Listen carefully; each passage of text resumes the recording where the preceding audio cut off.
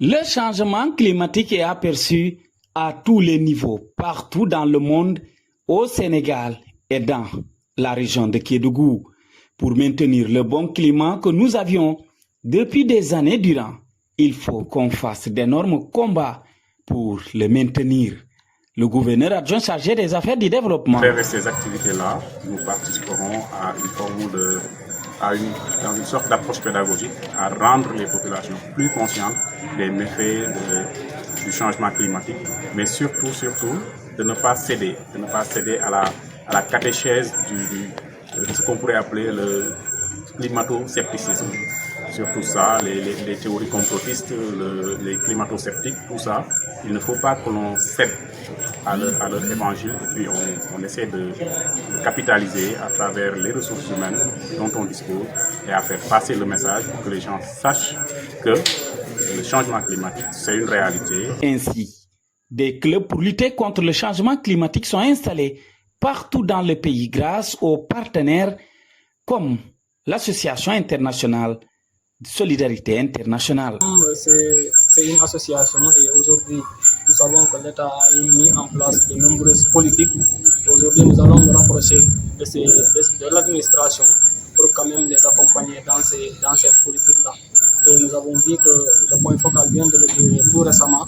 Aujourd'hui, nous constatons qu'il y a des dérèglements pluviométriques et nous constatons que les canicules augmentent et l'avancée du désert.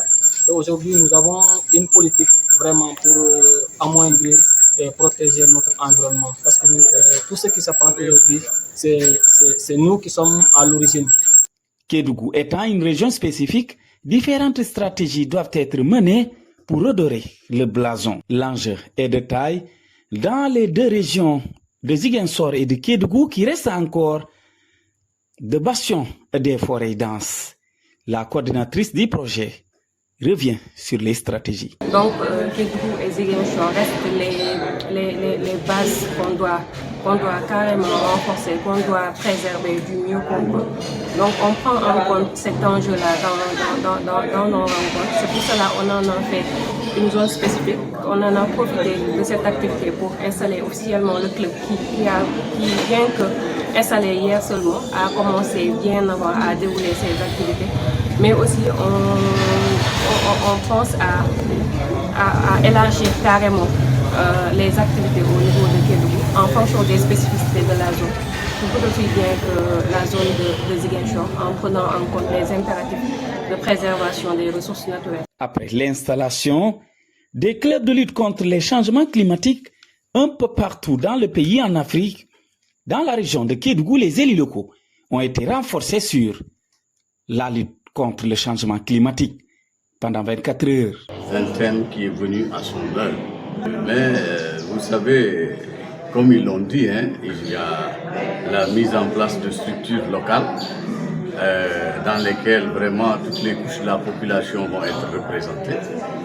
Et ceci, je crois, nous permettra de sensibiliser le maximum de population.